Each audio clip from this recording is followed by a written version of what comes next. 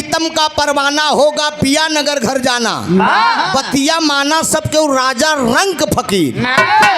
दुनिया का मालिक का जब परवाना चलता है तो मेरे दोस्त केहू को कौनो बहाना नहीं चलत। हम आप घर द्वार बनवाई थी तो आचक पाचक खोजी थी, पंडित जी हरें को बुलाई थी। आज जब मालिक का परवाना चल रहे था बीडीसी भैया तो एक आचक पाचक न अंदर न बाहर न ऊपर न नीचे, कहा यहाँ कौने स्थिति में है। जिंदगी एक किराए का घर है, जिंदगी एक किराए का घर है, इसको एक दिन बदलना पड़ेगा। मौत जब जिसको आवाज देगी तब घर से निकलना पड़ेगा। दुनिया में हर चीज झूठी है लेकिन मौत सत्य है। तेरी का भाव दिया गया।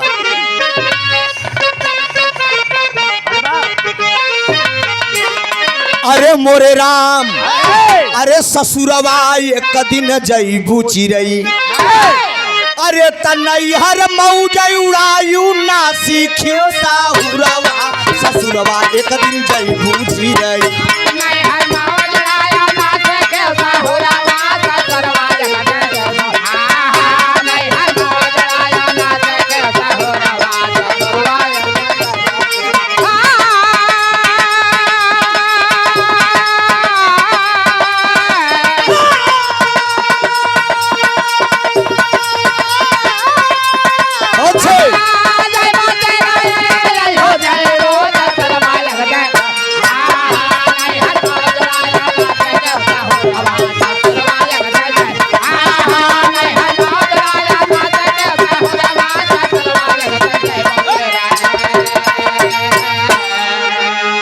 नैहर मौज उड़ायू ना सीखियो सहुरवा, ससुरवा एक दिन जईबू चिरई। इंसान का जिंदगी में 4 प्रकार का पाती हो था, गौर करा एक एक पाती पर ध्यान दे आप सब। अरे पहली पाती आय पिया,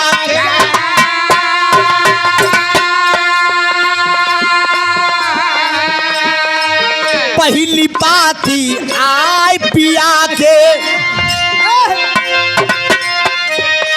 सर के बार भुवर होई,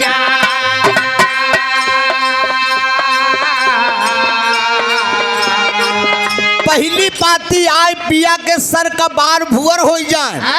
एक एक बार पाकई लागत है, कहन ई दुनिया का मालिक का संकेत होता है।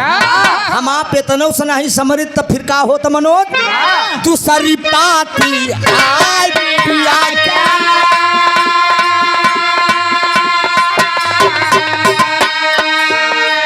दूसरी पाती आय पिया के, मुंह खड़ा रहे सा लगल देखा,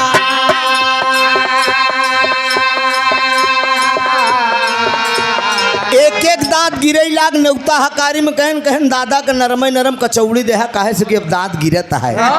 ये दुनिया का मालिक का मनोज संकेत होता है कि जवन अधर्म करे हो ओका छोड़ के अब कुछ हरि भजन में आई जाए। हम आप इतनों से जब नहीं समरित मास्टर साहब तो हो थका। तीसरी पाती भेजे बलम,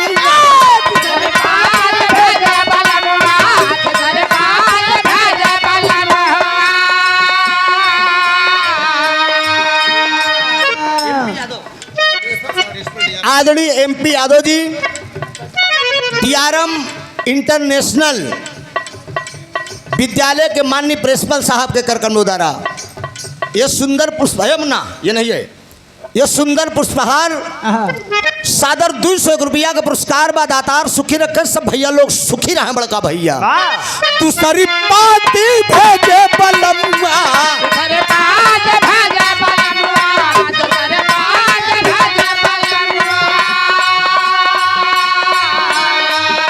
डंडा चले कमर हिला,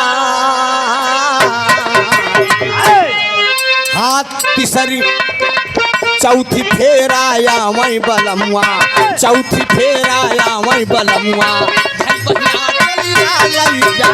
चौथी फेराया वही बलमुआ।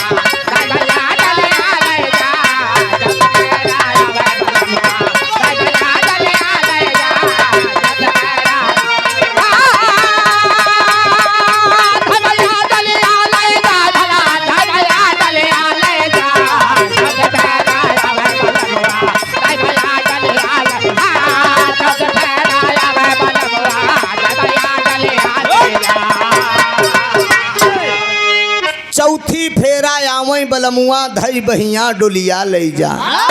ये जीवात्मा इस पिजड़े को छोड़ के जब फरार होती है दोस्त, तो जैसे हमारा आपका मर मुकदमा चला तो कोर्ट कचहरी बना बा, जज साहेब बैठा रहा थी फैसला सुनावत थी, वैसे कर्मों का पन्ना पलटा जाता है। रामदयाल, प्रभुदयाल, डंगरू, मंगरू, संतू, बसंतू, घर्राऊ, लोकैया, पुकैया, चोरैया, आओ आओ आओ आओ आओ आओ आओ, बहुत अच्छा कर्म किया है।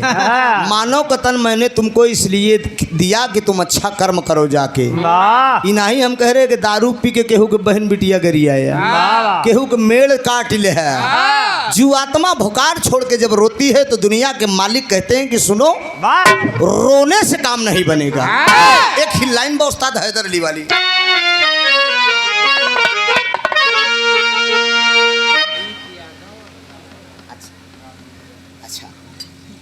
सुंदर पुष्पहार, अनमोल पुरस्कार आदरणीय रामजीत यादव, माननीय नेताजी के विद्यालय के आप टीचर हैं।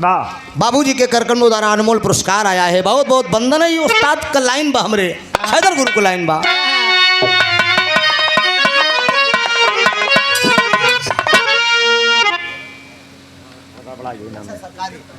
अच्छा, इंटर कॉलेज के आप सरकारी अध्यापक हैं। बहुत बहुत वंदन, अभिनंदन है। गुरुजी के चरणों में नमन है। टूटियों के लिए क्षमा प्रार्थी है।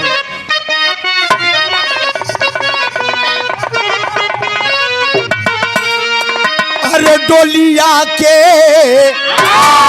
अरे डोलिया के ओ हरवा में कहाँ रवा लिहा ले जात बा।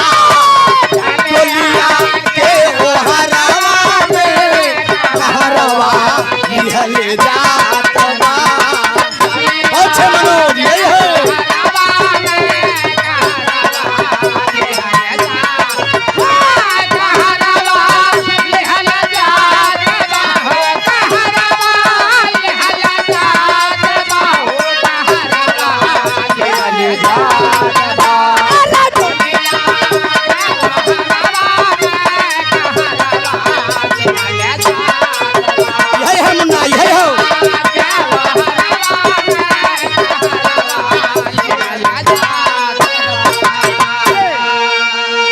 लेकिन दुनिया के मालिक कहते हैं, केवल 5 मिनट का प्रसंग है मित्रों, जरा गौर करेंगे आप।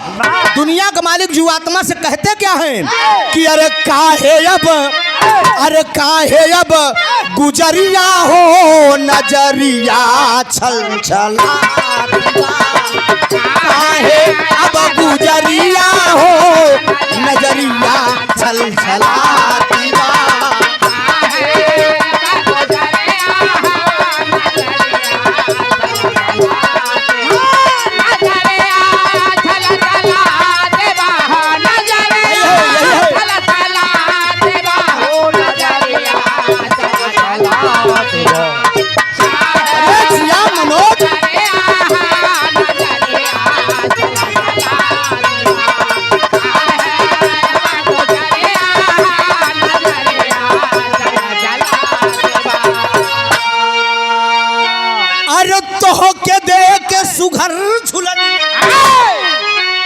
हमार पामर बेर का बचावे के ध्यान दे कि अरे तो के दे के सुघर झुलनिया अब छोड़ रहे लगनिया हो।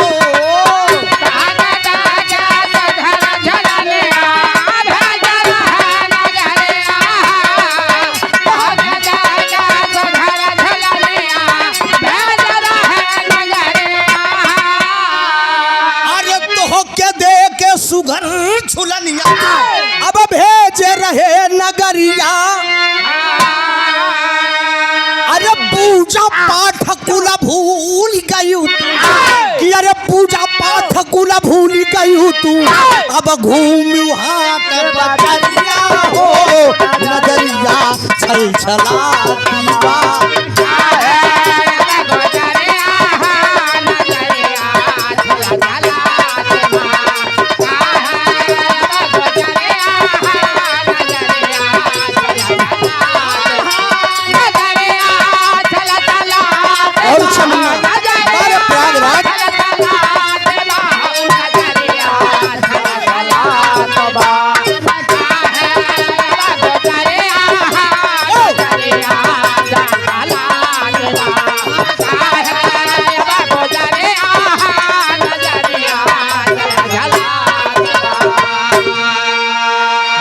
झूलनी का उपमा कवि जी शरीर से करत थी, तो होके दे के सुघर झुलनिया भेजे रहे नगरिया हो।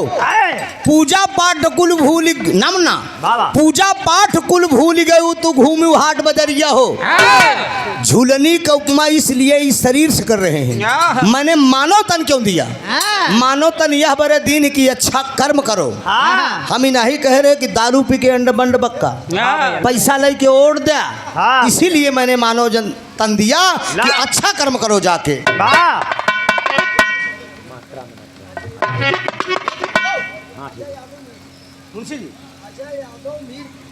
अजय यादव मीरपुर से 101 रुपया का पुरस्कार।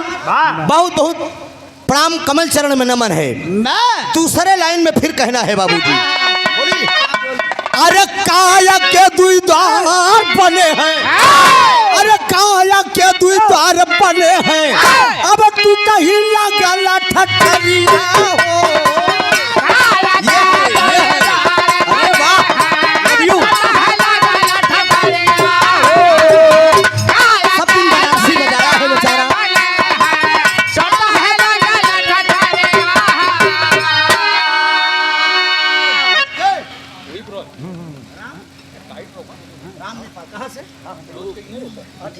मधुपुर के धरती से आदरणीय राम नेपाल यादव जी, बाबूजी आप ये गांव का है ना, मधुपुर के धरती से सादर 500 रुपए का पुरस्कार माननीय बाबूजी के कर कमलों द्वारा आया है। कमल चरण में नमन है, आशीर्वाद की परीक्षा है, जरा गौर करेंगे।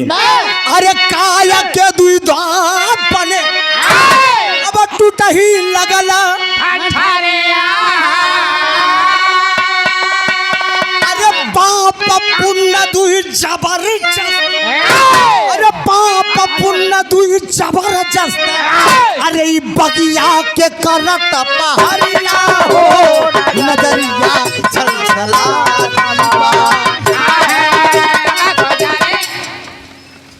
आशीर्वाद की परीक्षा है, कहना है, आखिरी लाइन है। अरे 1,84 भ्रमण की उत्तम, 1,84 भ्रमण की उत्तम, है मानुष मिलल शरीरिया हो।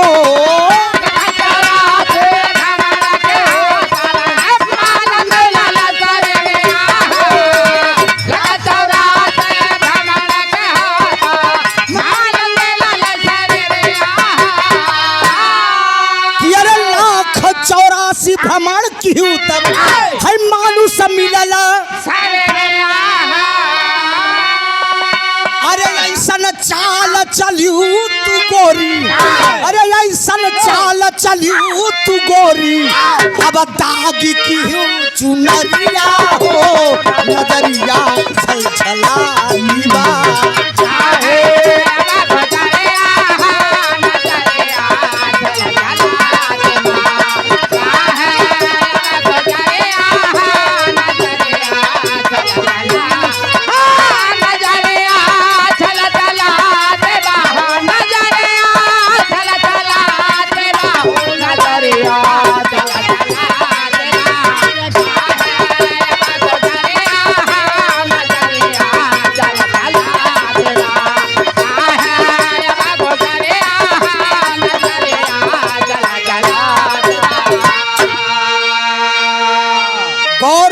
बाबूजी 84 लाख योनियों के बाद ये मानव का तन मिलता है, ये बहुत ही कीमती तन है। तो इसलिए इंसान को इस धरती पे अगर रहना है तो अच्छा कर्म करके जाइए। नामी मरे नाम खातिर, निमत मरे रोटी खातिर। ये धन दौलत महल अटारी सब कुछ यहीं छूट जाएगा। माली चला गया लेकिन आज बगिया हरी भरी है। माता जी स्वर्ग से आज देख रही हैं कि हमारे बच्चे कितने बढ़िया फूल फल रहे हैं, कितना तरक्की कर रहे हैं। इसलिए दुनिया में आप कितना मंदिर कितना मस्जिद का आप दर्शन कर लीजिए, लेकिन मैं दावे के साथ दुनिया में मंदिर मत जाना बिरहा को सुनने वाले या मेरे मुकद्दर के मालिक जरा गौर करेंगे। त्रिभुवननाथ यादव एंड पार्टी के द्वारा से ये संदेश भेजा जा रहा है, मंदिर मत जाना, मस्जिद मत जाना, गुरुद्वारा मत जाना, लेकिन मित्रों अपने माँ बाप की अगर सेवा कर दे, माँ बाप के चरणों में आपकी जन्नत है। मित्रों अगर आप माँ की सेवा नहीं किए तो मिट्टी की बनी मूर्ति वो भी आपको आपको जवाब नहीं देगी, वो भी आपको धिक्कार देगी। तो इसलिए माँ बाप का जिसने सेवा, पता लग जीते मतारी बाप को पूछता ही नहीं है। मरे के बाद पंडित जी हरन आए के बतावा तहाँ कहा तहाँ भैया दगाहा का जमन जमन खियौबे का माई पई। सोचा जीते माई कलब गईन, बाबू कलब गईन, तो जीते जिंदगी हर सुख कराइए अपने माँ बाप को। उसी में आज ऐसा दिखाई दे रहा है माननीय नेताजी, आज पूरा परिवार कितना हंसमुख है, कितना संपन्न है, ये माता और पिता की देन है। इन इन इन सभी भाइयों का कर्म अच्छा है, इसीलिए आज इतना बढ़िया ये फल फूल रहे हैं। इसीलिए कहा गया कि बाढ़ पुत्र पिता के धर्म में, खेती उपजे अपने कर में। तो कहा गया कि जिंदगी एक किराए का घर है,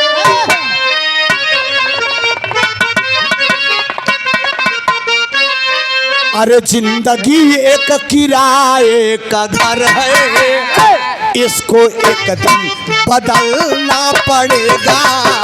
जिंदगी एक किराए का घर है, इसको एक दिन बदलना पड़ेगा।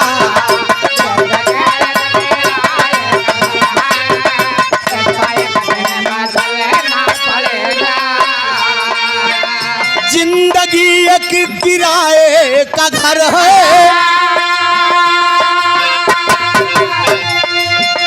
जिंदगी एक किराए का घर है, इसको एक दिन बदलना पड़ेगा।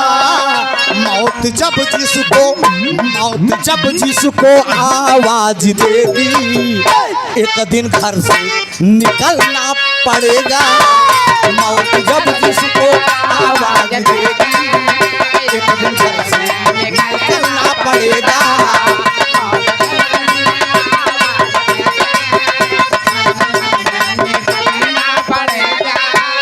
कोई कहता है काबा और काशी,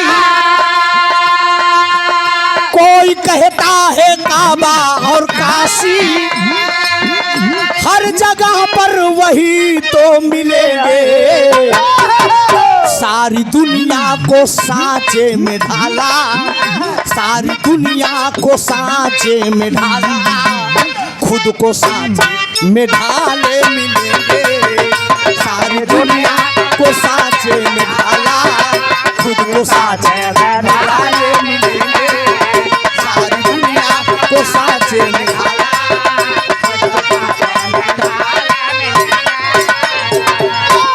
आखिरी भाव है स्वामी गीता अनंतानंत भय भुल्लुर तद्धि है पुतारी। अरे राम धार है दर स्वर्ग में गईले, सब सारद कई बलिहारी हो। अरे राम ससुरवा एक दिन जईबू चिरे, अरे तो त्रिभुवन नाथ का बाटई फाफा मऊ भवन। ससुरवा एक दिन जईबू चिरे, त्रिभुवन नाथ का बाटई फरवई में भवन।